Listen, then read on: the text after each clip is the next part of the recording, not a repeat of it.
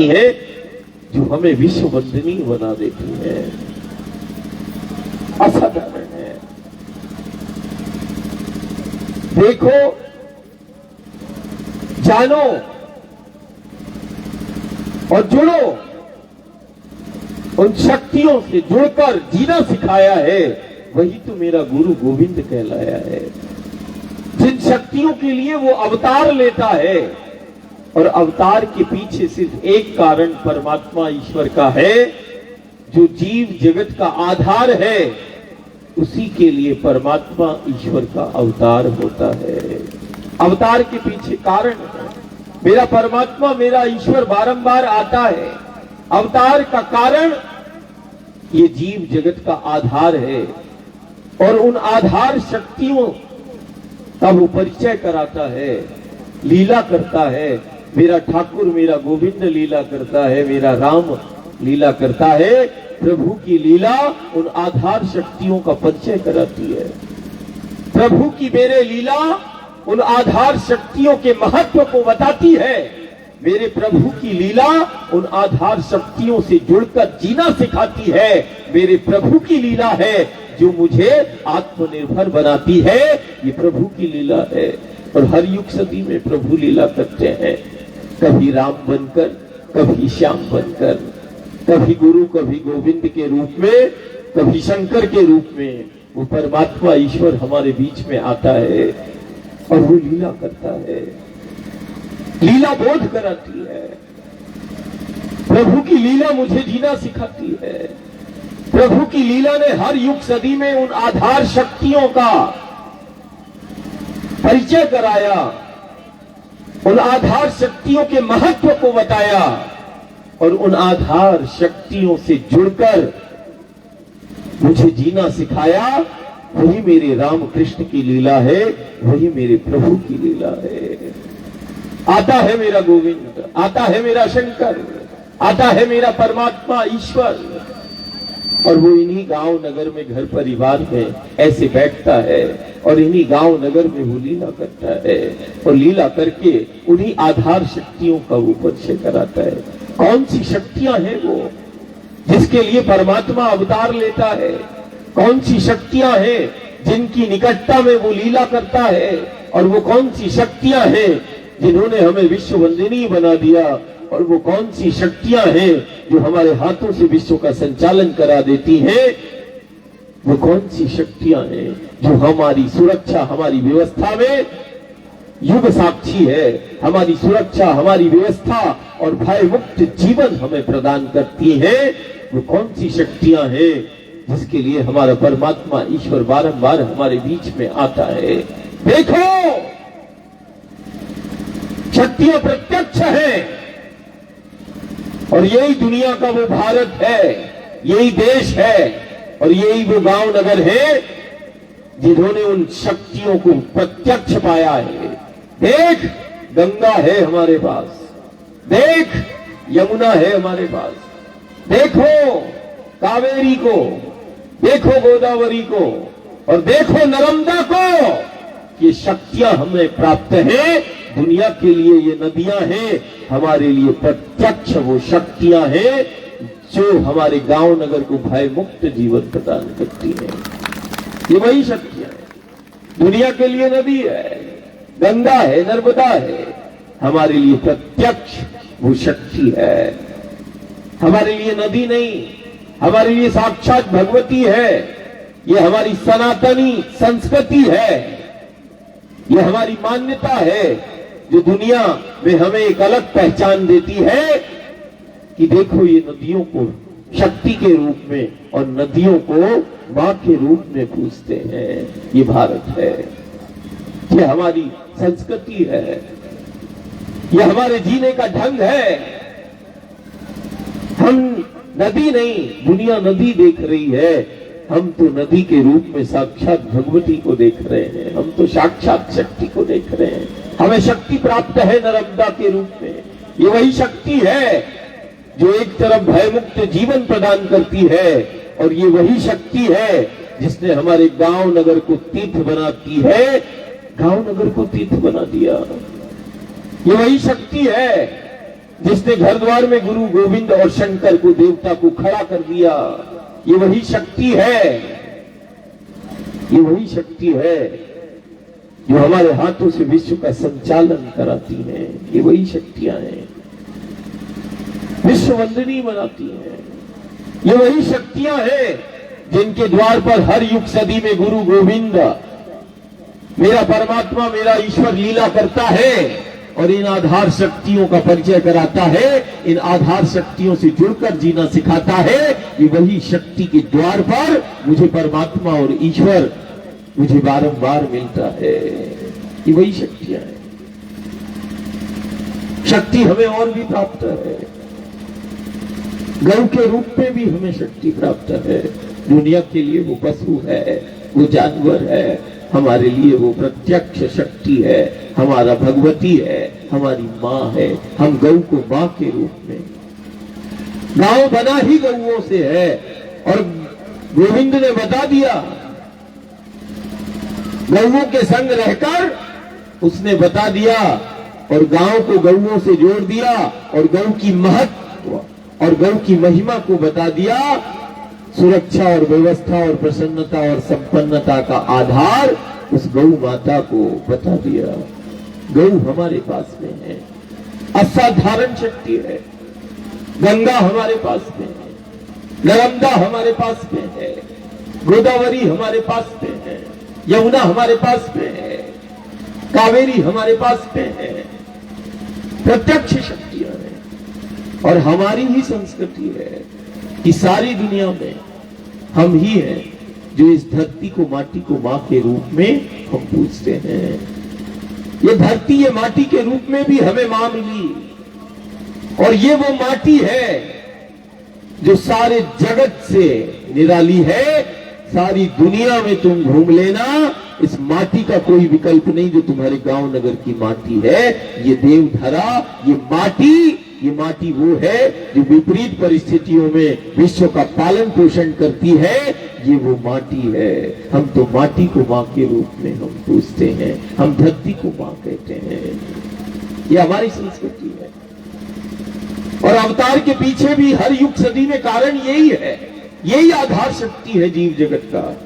देखो इस धरा को, देखो इस धेनु को, देखो गंगा नर्मदा को, ये आधार शक्तियां हैं और इन्हीं आधार शक्तियों के लिए वो परमात्मा ईश्वर वो अवतार लेता है। इसी धरा के लिए, इसी धेनु के लिए वो अवतार लेता है और इसी गंगा नर्मदा के पथ पर वो लीला करता है और लीला करके मुझे बोध कराता है, लीला करके वो शक्तियों का परिचय कराता है, आधार शक्तियों से जुड़कर जीना सिखाता है, सामर्थ्य को बताता है। वही मेरा राम है, वही मेरा श्याम है। प्रत्यक्ष शक्तियां हैं। और देखो, जब मेरा परमात्मा ईश्वर आया तो हमारी संस्कृति है, जिस संस्कृति को सारी दुनिया आज देख रही है और खोज भी रही है कि आखिर में भारत के जीवन, उसकी व्यवस्था का मूल आधार क्या है। इतने भीषण संक्रमण और आपदा काल में ये भयमुक्त जीवन जीते हैं। क्या है इनके जीने के ढंग में, इनकी जीवन शैली में, इनकी व्यवस्था, इनकी सुरक्षा कौन करता है? जीवन इतना सुखमय आनंदमय कैसे है? कौन इन्हें सुरक्षा प्रदान करता है? कौन इनकी व्यवस्था करता है? क्या है इनके जीवन के आधार और क्या है इनके जीवन में वो कौन सी शक्तियां हैं? किसकी निकटता में है ये? देखो इस धरती को, देखो उस गऊ को, धेनु को, देखो नर्मदा को, देखो गंगा को। शक्तियां हैं और जब परमात्मा ईश्वर इन आधार शक्तियों के लिए लीला करता है और वो हमें जोड़ता है और फिर जोड़ते जोड़ते वो अपना स्वरूप भी बता देता है। हम ही दुनिया में, मेरे गोविंद ने, गुरु गोविंद ने कह दिया, वृक्ष ही प्रत्यक्ष है। पेड़ पहाड़ों को अपना स्वरूप बताता है। कभी कामदगिरी से प्रार्थना करते हैं, वही तो मेरे राम है। और द्वापर में वो गोवर्धन को अपना स्वरूप बताते हैं, खुद को गिरिराज बताते हैं, गोवर्धन से जोड़ते हैं। दुनिया के लिए पहाड़ है, पर्वत है, हमारे लिए तो प्रत्यक्ष वो परमात्मा, वो नारायण, वो हरि है। हम तो पहाड़ों में देखते हैं, हम तो पेड़ों में देखते हैं। हमने मां को देखा, सुबह सुबह स्नान करती है, ध्यान करती है, आंगन में एक तुलसी कोट, एक तुलसी का पौधा लगा रहता है। हमने मां को देखा, सुबह सुबह जल चढ़ाती है और घर परिवार की सुख शांति के लिए प्रार्थना करती है। कौन है दुनिया में जो पेड़ों से, पहाड़ों से, पौधों से प्रार्थना करता है परिवार की सुख शांति के लिए? और देखो, प्रामाणिकता है, जीवंतता है। घर के आंगन में लगा एक तुलसी का पौधा, वो उस घर परिवार की सुख शांति का आधार हो जाता है। घर के आंगन में लगा वो तुलसी का पौधा उस घर परिवार को कई प्रकार के संक्रमण और व्याधियों से, रोगों से बचा लेता है। एक पौधे की सामर्थ्य देखो, उस पौधे में हमने तो शक्ति को देखा, हमने अपने देवता को देखा, हमने अपने परमात्मा और ईश्वर को देखा। और हम ही है, हमने पत्थर में भी देखा, कंकर में भी देखा। और जगत विख्यात है, जिसकी आराधना में बैठे नालंदा के हर कंकर को हमने शंकर कहा। हमने सिर्फ शंकर हमने ही नहीं कहा, दुनिया पूजती है नालंदा के कंकर और पत्थरों को परमात्मा और ईश्वर के रूप में। यहां तो कंकर पत्थरों में परमात्मा और ईश्वर समाया है। हम तो पत्थरों में हमने देखा है, और सिर्फ पत्थरों में ही नहीं, हम तो पेड़ों और पहाड़ों में भी हमने अपने परमात्मा और ईश्वर को देखा है, माना है और जाना है। ये हमारी संस्कृति है, ये हमारी पहचान है, ये हमारी मान्यता है, ये हमारी परंपरा है। हम पेड़ों में, पहाड़ों में हम खोजते हैं। और ये पेड़ पहाड़, यदि मेरे परमात्मा ने बोला कि ये मेरा प्रत्यक्ष स्वरूप है, पत्थर में देखा तो पाया, पेड़ों में देखा तो पाया, पहाड़ों में देखा तो पाया, कारण मेरा नारायण ही कहता, परमात्मा ही कहता है कि ये मेरा ही स्वरूप है। यदि तुम्हें राष्ट्र का बल देखना है, गांव नगर का बल देखना है, तो देख, हिमालय को देख। गंगा को धारण करने वाला वो हिमालय कैसा होगा जिसने शक्ति को धारण कर लिया। देवताओं की सामर्थ्य नहीं, उस गंगा को धारण करने वाला वो हिमालय कैसा होगा। देवताओं की सामर्थ्य नहीं, जिस आद्य शक्ति भगवती मां नर्मदा को विंध्याचल और सतपुड़ा ने धारण कर लिया, वो विंध्याचल और सतपुड़ा कैसा होगा जिसने धारण कर लिया। यही पेड़ पहाड़, ये भारत के ये पेड़ पहाड़, पर्वत, हिमालय, विंध्याचल, सतपुड़ा, अरावली की पर्वतमालाएं, गिरनार, गोवर्धन, कामदगिरी, ये वो बल है जिन बल से हमने दुनिया को जीता है और दुनिया को चलाया है। ये बल छिपा है विंध्याचल में, सतपुड़ा में, हिमालय में। ये बल है, ये राष्ट्र का बल है, ये राष्ट्र का सुरक्षा चक्र है। बोले क्या है? बोले देख, विंध्याचल की पर्वतमाला, सतपुड़ा की पर्वतमाला, हिमालय की पर्वतमाला, और गुजरात राजस्थान में जाएगा तो अरावली की पर्वतमाला। देख गिरनार को, और देख गोवर्धन को, और देख कामदगिरी को।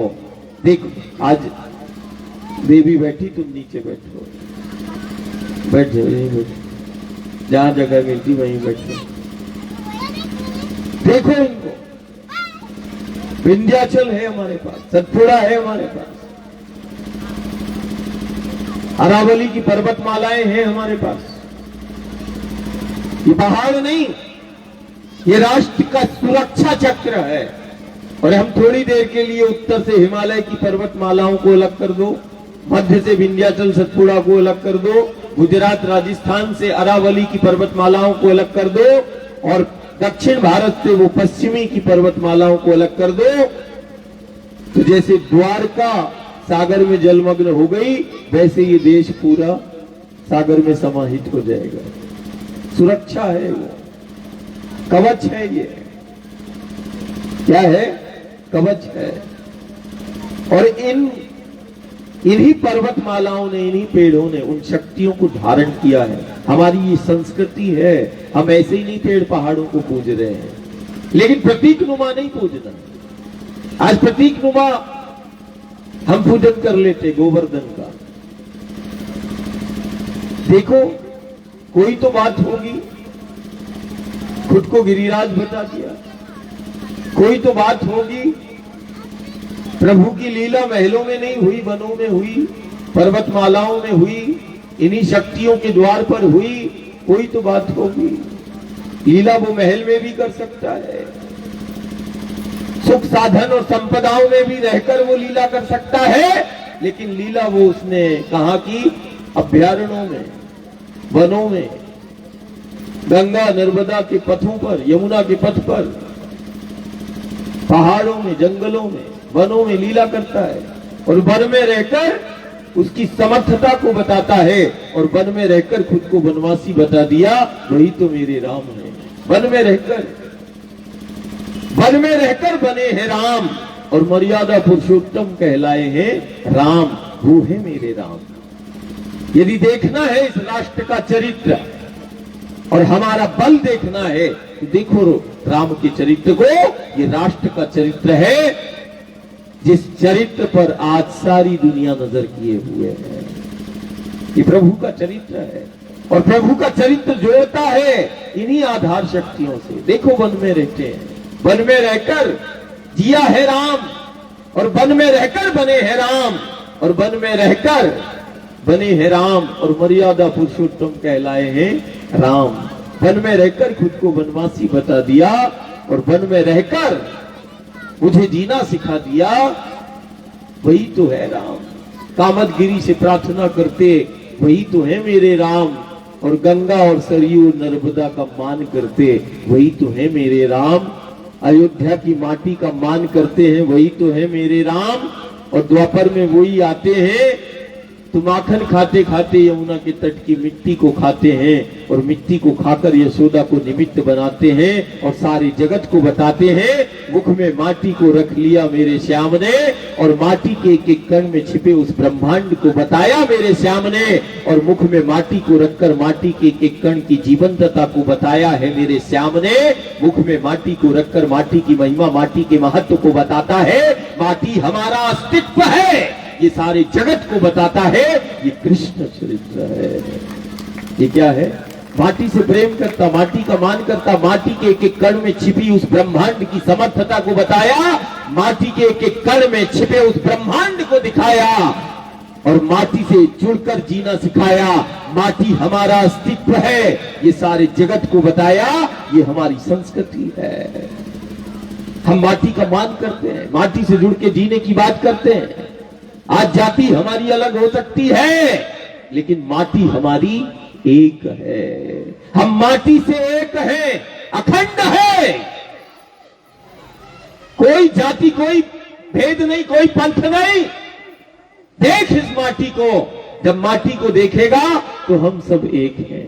देखो उस नर्मदा के पथ पर आज न जाने कितने जिले और प्रांत के साधक और भक्त प्रेमी, न जाने कितने जाति पंथ और संप्रदाय के हैं, लेकिन देखो माँ के पथ पर सब वो समाज की एकता अखंडता का सूत्रपात कराती है।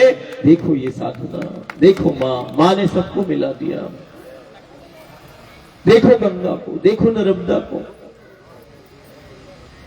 देखो गौ को, जो भारत के गांव नगर में है, वो एक एक घर। कौन है जो गौ को नहीं मानता? कौन है जो धरती को, माटी को मां नहीं कहता? कौन है जो ये कह दे कि इस माटी के बिना मेरा अस्तित्व है, मेरा घर, मेरा कुल और वंश चल जाएगा, पंथ चल जाएगा? तो उसकी सामर्थ्य नहीं। बिना गंगा नर्मदा के उसकी सामर्थ्य नहीं, बिना विंध्याचल सतपुड़ा के उसकी सामर्थ्य नहीं, बिना हिमालय की उसकी सामर्थ्य नहीं, बिन माटी के उसका कोई अस्तित्व नहीं। लेकिन हमारी संस्कृति है कि हम इनका मान करते हैं, और संस्कृति एक है। पंथ संप्रदाय अलग अलग हो सकता है, मान्यताएं अलग हो सकती हैं, पूजने के तरीके अलग हो सकते हैं, विधि और विधान अलग हो सकते हैं, लेकिन माटी अलग नहीं हो सकती। माटी एक ही है जो हमारा आधार है। नर्मदा एक ही है, आधार है। आधार शक्तियां एक ही है। एक राष्ट्र है, एक धर्म है, एक संस्कृति है। पंथ संप्रदाय अलग हो सकते हैं, जाति अलग हो सकती है, लेकिन संस्कृति केवल एक है, धर्म एक है। हम पंथ संप्रदाय और जाति की हम बात करते हैं, लेकिन जब हम मूल आधार शक्तियों को हम देखेंगे तो फिर गांव, नगर और समाज सब एक है। जब तुम धरा को देखोगे तो एक है, नर्मदा को देखो तो एक है, गऊ को देखो तो हम एक हैं। देखो विंध्याचल सतपुड़ा को, जिसकी गोद में बसे ये गांव नगर है, तो हम एक हैं। देखो हिमालय को, देखो अरावली की उन पर्वतमालाओं को, जिसमें छिपा मेरा गुरु और गोविंद है। ये वही तो विंध्याचल सतपुड़ा के वो आंचल हैं, जिनकी गांव में, जिनकी गोद में बसे वो हमारे गांव हैं, और वही उन शक्तियों को धारण किए हैं। आज विचार करना होगा। हम भक्ति करते हैं, हम ध्यान करते हैं, हम साधना करते हैं, लेकिन ध्यान साधना, हम प्रभु की लीला और चरित्र का श्रवण भी करते हैं, और बारंबार हम प्रभु के चरित्र का गुणगान भी करते हैं। और वो देखो चरित्र की सामर्थ्य मेरे प्रभु की, कि चरित्र के सुनने और चरित्र के श्रवण मात्र से हमें सुख और आनंद और कामनाओं की पूर्ति हो जाती है। ऐसा प्रभु का चरित्र है, ऐसा राम का चरित्र है, ऐसा कृष्ण का चरित्र है, कि चरित्र का चिंतन भी कर लिया, स्मरण कर लिया, नाम स्मरण कर लिया, चरित्र का पारायण कर लिया, गुरु गोविंद के चरित्र का पारायण कर लिया, तो कामना इच्छाओं की पूर्ति हो जाती है। गुरु गोविंद और रामकृष्ण के चरित्र को यदि सुन लिया तो मनवांछित फल की प्राप्ति हो जाती है। लेकिन चरित्र का चिंतन तो करना है कि उस चरित्र लीला में वो हमें किन शक्तियों से जोड़ रहा है, और वो उस लीला के पीछे क्या कारण है। हमने बोल तो दिया, अरे माटी खाई थी ब्रह्मांड दिखाया, और हम बोलने लगे यमुना के तट में ब्रह्मांड घाट। एक भक्त प्रेमी वृंदावन गया और वो वहां की मिट्टी लेके आ गया, गोल गोल लड्डू जैसे। मैंने कहा ये क्या है? बोले दादा हम वृंदावन गए थे, ब्रज गए थे। मैंने कहा अच्छा क्या लाया तू? बोले वो जहां पर ठाकुर ने माटी खाई थी हम भी लेके आ गए माटी। मैंने कहा ठाकुर ने माटी खिलाना नहीं सिखाया होगा, माटी को रखा होगा। अब एक एक भक्त प्रेमी यदि वहां से माटी यदि लाएगा, करोड़ों कृष्ण भक्त हैं, तो वहां माटी ही खत्म हो जाएगी। माटी को नहीं लाना है, माटी के महत्व को तुम्हें जानना है। माटी की महिमा, माटी के महत्व और माटी की सामर्थ्य के लिए गोविंद ने वो लीला की थी। आज उस ब्रह्मांड घाट पे माटी नहीं मिलती, माटी दूसरे जगह से रख के वो पनियों में और लड्डू बना के रखते हैं। मैंने कहा यही हाल रहा तो अब बताओ, जिस घाट पर माटी खाई वहां माटी ही नहीं है। ये स्थितियां है। हमारी भक्ति इतनी अंधी हो जाती है। अरे हमारे ठाकुर ने माखन खाते खाते यदि यमुना के तट की मिट्टी को उठाया है और मिट्टी को मुख में रखा है, तो वो लीला बोध कराती है। माटी के एक एक कण में छिपे उस ब्रह्मांड की समर्थता को दिखाया, माटी की महिमा, माटी के महत्व को बताया। माटी हमारा आधार है, हमारा अस्तित्व है, माटी से जुड़कर हमें जीना सिखाया। उसके लिए वो लीला थी। लेकिन हमें वो चिंतन करना पड़ेगा, एक एक लीला देखना। वो पहाड़ों को अपना स्वरूप बताता है, तो हमने गोवर्धन का गोवर्धन गिरिराज देखो वहां। हम अभी यमुना के कालिंदी से पैदल ही यमुना के किनारे किनारे मथुरा गए, ब्रज की माटी का मान करने और ब्रज की सेवा करने के लिए, यमुना जी की सेवा करने के लिए। बड़ा पीड़ा होती है। ज्ञानी सब है, सब जानते हैं, मानते भी सब है, लेकिन आज देखो क्या स्थिति है। हम जिसका नाम स्मरण करते हैं, देखो उसने लीला की, और लीला करके जो महिमा महत्व को बताया उसको हमें आत्मसात करना है। उसकी सामर्थ्य को वो हर युग सदी में वो बताता है। ये असाधारण है। देखो विंध्याचल सतपुड़ा की हवा, बाबाई ने तो कई बार हमें देखा और आगे भी देखोगे, लेकिन इस बार बाबाई जो देख रहा है या नर्मदापुरम देख रहा है, इस बार केवल चलना केवल और केवल वायु पर है, हवा पर है, इसके अलावा कुछ नहीं, जल का बूंद भी नहीं। और आज देखो हम 30 किलोमीटर, तो हम अभी परिवार से बोल ही रहे थे कि आज हमारी हिम्मत नहीं है, हम तो माई का आरती पूजन करके भजन सुनेंगे, लेकिन वो कन्या और बच्चों को देखा, उसका भाव ने फिर हमें संचार कर दिया। बालक और बालिका के उनके नेत्र बाहर के नहीं हैं, लेकिन उन अंदर के नेत्रों से मुझे वो देख लिया और मैंने उनको देख लिया, तो ये बोलना हो गया। नहीं तो आज तो मेरा बोलना ही नहीं था, लेकिन वो कृपा है जो कन्या स्वरूप बच्चों को देखा, कन्या को देखा, बालक को देखा। नहीं तो मैंने पहले ही बोल दिया था आज मैया की आरती करेंगे, आरती करके बढ़िया 30, आज बहुत ज्यादा ताप, सूर्य का जितना तेज, फिर वायु पर ही चलना है, जल का एक बूंद भी नहीं है। और फिर परिवार कहता है कि नहीं सुहागपुर से बाबई, मैंने कहा कितना है भाई, बोले 27-28 किलोमीटर है। अब थोड़ा आगे पीछे इधर उधर जो मार्ग रहता है वहां 300 मीटर ऐसे जाना होता है, ऐसे जाना, वो 30 किलोमीटर हो जाता है। इससे पहले कभी 40 किलोमीटर, कभी 25 किलोमीटर। कल्पना करो, बुद्धि ज्ञान सब शून्य हो जाएगा। ये है सनातन, ये है संस्कृति, ये है सामर्थ्य जो हर युग सदी में जीकर गुरु गोविंद बताता है। यही है, मैं प्रवचन वाला नहीं, मैंने जितना जिया और जी रहा हूं, मैं तुम्हें उतनी बात कर रहा हूं। ये देखना है तुझे विंध्याचल उन पेड़ पहाड़ों की सामर्थ्य को, और देखना है नर्मदा के जल की एक बूंद में समाई शक्ति को, और देखना है यदि माटी के एक एक कण में छिपी उस ब्रह्मांड की समर्थता को, तो देख ले वही बैठी तेरे गांव नगर में, और कुछ भी नहीं है। और यदि बुद्धि काम करती है तो चलो नर्मदा के पर, बढ़िया 2-4 दिन रहोगे, समझ में आ जाएगा वायु में कैसे चलना होता है, और फिर शाम को आए तो जल पे कैसे बैठना होता है, आ जाएगा समझ में। 24 घंटे में से 20 घंटे दिन भर चलना होता है, और फिर शाम जैसे 6:30-7 बजे तक सूर्यास्त तक आना होता है। फिर इसके बाद थोड़ा सा आधा घंटे मौन होता है, फिर इसके बाद फिर आना हो जाता है। तो ये सिलसिला रात्रि के 12 बजे तक चलता रहता है। फिर उसके बाद जमात की एक एक चीज मैं पूछता हूं कि नहीं, जमात में हम अपनी माँ को देखते हैं, तो हम रात्रि में भगत से और सेवकों से, परिवार के सदस्यों से बोलते कि नहीं किसी का स्वास्थ्य कैसा है, सब व्यवस्थित है कि नहीं है। तो ऐसे फिर रात्रि के 2 बज जाते हैं और 5 बजे फिर उठना हो जाता है। तो कितना हुआ, 3 घंटे, है ना।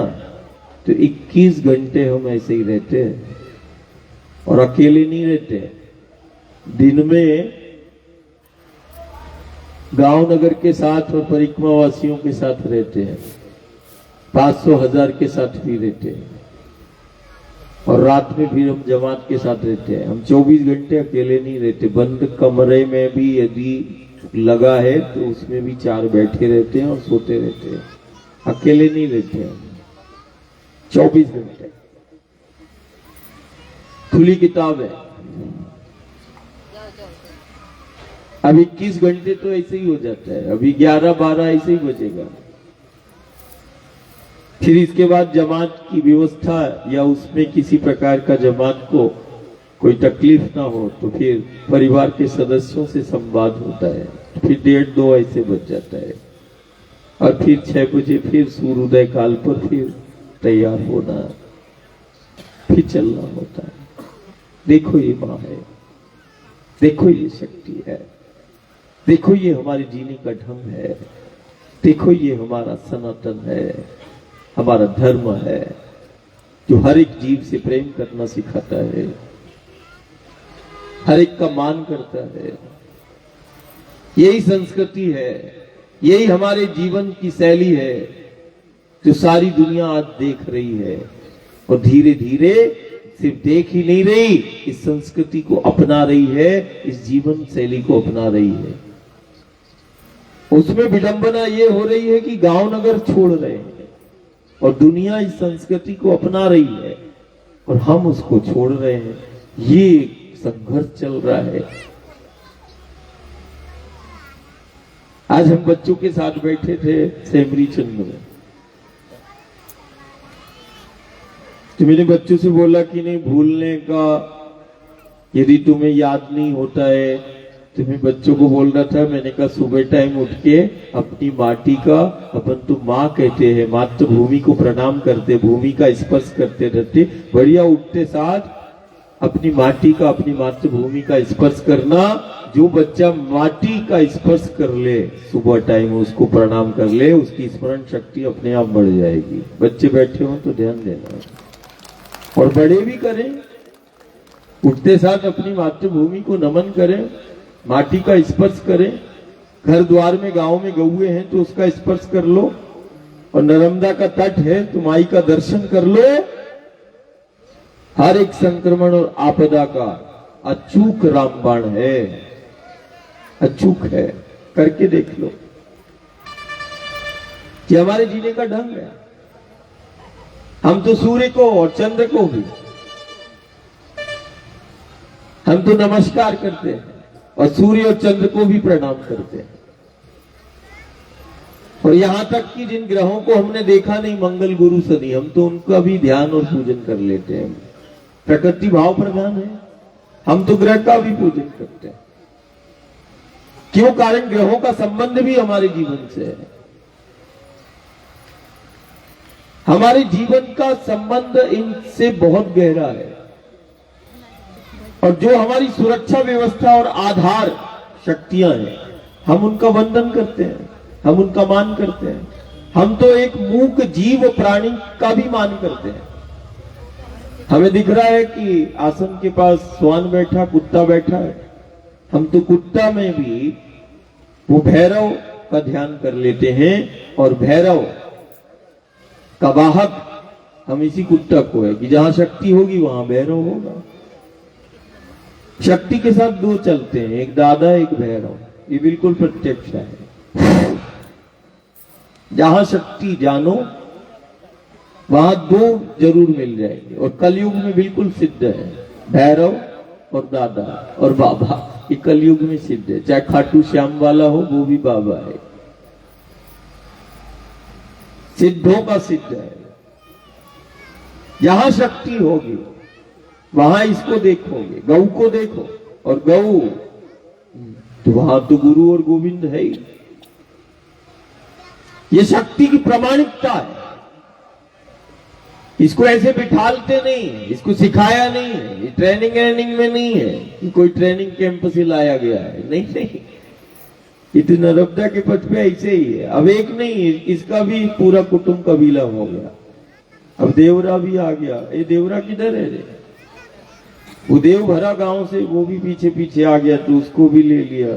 फिर एक और चल रहा है कबरा, तो देवरा, कबरा, सिद्धू, तीन हो गए हमारे पास, और तीनों बढ़िया सुरक्षा व्यवस्था में आगे पीछे चलते रहते हैं। ग्रहण शक्ति तेज होती है। अब हम वायु पे चल रहे हैं, ये भी वायु का स्वर पे चलते हैं। और शक्ति काज राम काज के लिए एक मूक जीव भी, मैंने चींटी को देखा, कुत्ते को देखा, कछुए को देखा, मधुमक्खियों को देखा, नर्मदा के पथ पे उन जीव जंतुओं को देखा जो भूमि के अंदर है, जो जल के अंदर है, और उन आकाश में उड़ने वाले उन पक्षियों को भी देखा। और मैंने नहीं, जमात को भी दिखाया कि देख वो कैसे हमारे सहायक होते हैं, इसीलिए हम इनका मान करते हैं। मैं बोलता उल्टा नहीं, चल नर्मदा के पथ और देख हमारी संस्कृति है। यदि हमने हाथी घोड़े से लेके एक चींटी से लेके हाथी तक का यदि हम मान करते हैं तो वो हमारे जीवन, हमारी सुरक्षा, हमारी व्यवस्था से गहरा संबंध है। देख वो मूक जीव कैसे सहायक होता है। जल के अंदर रहने वाला वो जलचर कछुआ भी जल के ऊपर उस नर्मदा के पथ पर और यमुना के पथ पर आ जाता है। जब निष्काम प्रेम चलता है तो बेजुबान भी साथ हो जाता है। देखिए प्रामाणिकता है। जो निष्काम प्रेम, निष्काम सेवा, जहां निष्काम प्रेम और जहां निष्काम सेवा होगी वहां मूक जीव भी अपनी जीवंत प्रामाणिकता देता है। चलते हैं नर्मदा के पथ पे, यमुना के पथ पे चलते हैं। कभी कछुआ चलते हैं, कभी बिच्छू, कभी मधुमक्खियां चलती हैं, कभी जल में रहने वाला चलता है, कभी भूमि के अंदर रहने वाला चलता है, कभी आकाश में उड़ने वाला वो पशु पक्षी, सब चलते हैं। कारण निष्काम प्रेम चलता है। निष्काम सेवा जहां होती है वहां मूक जीव को बताने की आवश्यकता नहीं, वो खुद ही तुम्हारे साथ में हो जाएगा। इनसे भय नहीं। भय कब होगा? जब तुम विषयों से ग्रसित होगे। इंद्रियों, मन, बुद्धि, इंद्रियां, मैं, ये जब तुम्हारा कर्म इसका शिकार होगा और जब मन, बुद्धि और इंद्रियों से तुम अपने जीवन को जियोगे तो भय लगेगा। कुत्ते को देख के भी भय लगेगा, हाथी को देख के, घोड़े को देख के भी लगेगा, बिच्छू को देख के, मधुमक्खियों को देख के भी लगेगा, और भी बहुत सारे हैं। सब मिलते मुझे और सब बैठते ऐसे। क्यों? कारण निष्काम प्रेम है। वो मूक जीव निष्काम प्रेम जानता है। और हम विषयों से आसक्त हैं, विषयों से मुक्त हो जाओ तो वो मूक जीव भी वो तुम्हारा सहायक हो जाता है। और सहायक है जो हमारी प्रार्थना है इन शक्तियों से जुड़े, इनकी जीवंत समर्थता और जीवंत प्रामाणिकता का ही ये व्रत, ये साधना वो माँ ही कहते हैं बोध कराती है और माँ ही लीला कर रही है। ये तो जब तक माँ चाहती है तब तक हम ऐसे ही हवा पानी पे चलेंगे। न जाने अब इसके बाद, हम कल जमात से बोल रहे थे सुहागपुर में, अब वायु के बाद अब कौन सी चीज पे चले? अब आखिरी यही है। तो उसके बाद कोई पूछेंगे परिक्रमा के बाद कि भाई वायु के अलावा और किस पर चले? अब वायु और किस पे चले भाई?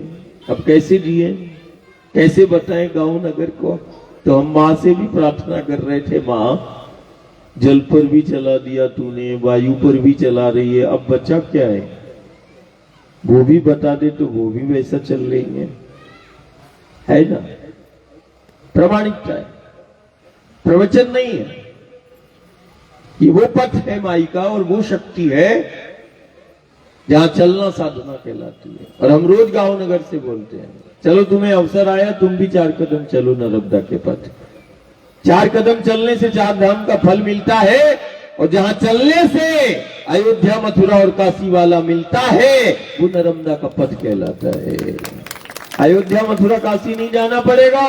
जहां अयोध्या, मथुरा और काशी वाला आता है और जहां अयोध्या, मथुरा और काशी वाला मिल जाता है, चलने से जहां मिलता है वो नर्मदा का पथ कहलाता है। चलने से मिल जाता है और जहां चलने से विघ्न बाधा और संकटों का निवारण हो जाता है, और जहां चलने से देव, पितर, पूर्वज संतुष्ट हो जाते हैं, जहां चलने से जीवन को दिशा मिलती है, और जहां चलने से, जहां जो चला है नर्मदा के पथ, गंगा के पथ, जो चला है वो हस्ती बना है और बड़ी बड़ी हस्तियों से मिला है, जीवन को सबसे बेहतर जिया है, आनंद के साथ जिया है, और उसी ने दुनिया को सब कुछ दिया है जो गंगा, यमुना, गोदावरी, नर्मदा के पथ चला है। देखो कृष्ण को, देखो राम जी को, देखो गुरु गोविंद के उस चरित्र को, सब चले हैं इसी पथ के पथिक बने हैं। नहीं तो फिर घर के तो हम रोज ही बोलते हैं कि मिलना तो पड़ेगा। ये साधना, ये व्रत है और हमारा वचन है और हमारा संकल्प भी है कि जब तक गांव नगर मिल नहीं जाता और मिलकर उससे जीना नहीं सीखता तब तक ये व्रत चलता रहेगा। मिलना तो है, चाहे हमारी बात सुनकर, विचारों को सुनकर मिलो, नहीं तो घर के तो जला के कलश में भर के नर्मदा गंगा में मिलाएंगे। माटी में तुम्हें मिलना है, कोई नहीं बचने वाला। कोई जाति पंथ संप्रदाय का हो वो माटी में मिलेगा, घर के ही मिलाएंगे, पानी में भी मिलाएंगे, सब में मिलाएंगे। और यदि तुम गुरु गोविंद की वाणी को सुनकर चले और इस नर्मदा के पथ पर चले तो देखो, अस्थियों को मिलते हुए भी हमने देखा और हस्तियों को मिलते हुए भी हमने देखा और हस्तियों को बनते हुए भी हमने देखा। चलो नर्मदा के पथ, हस्तियों से मिलना है और हस्ती यदि तुझे बनना है तो चल नर्मदा के पथ। सबसे बेहतर यदि तुझे जीवन जीना है तो चलो नर्मदा के पथ। और सबसे बेहतर यदि तुम्हें कार्य करना है तब भी चलो नर्मदा के पथ। और यदि तुम्हें परमात्मा ईश्वर से मिलना है तो चल नर्मदा के पथ। और यदि सुख और आनंद को प्राप्त करना है तब भी चल नर्मदा के पथ। यही है, सीधा सीधा। तो सब थोड़ा थोड़ा चले। हाँ, चलना ही साधना है। मैया का पूजन करें। आज बढ़िया देव कन्या बैठी है, वो भी अंतर्दृष्टि से देख रही है, बाह्य दृष्टि उसकी नहीं है, लेकिन अंतर्दृष्टि से वो देख रही है, तुम्हें देख रही है। कहते हैं कि ये जगत कैसा होगा, ये संसार कैसा होगा, ये रंग कैसे होंगे, वो अपनों का संग कैसे होगा, लेकिन जो स्पर्श और एहसास मात्र से उन रंगों का और उस संग का एहसास कर ले, ऐसे ये बच्चे हैं। इनको बाह्य दृष्टि की आवश्यकता नहीं है। ये तो एहसास स्पर्श का हो जाए, गंध का हो जाए, इतने से वो प्राप्त कर लेते। तो आचार्य आए और बढ़िया मैया का पूजन करें। मैया के पूजन के बाद सामूहिक रूप से सब बढ़िया मिलकर प्रसादी करना जमात के साथ। समाज घर परिवार भी प्रसादी लेके ही जाएगा, बिना उसके कोई नहीं जाए।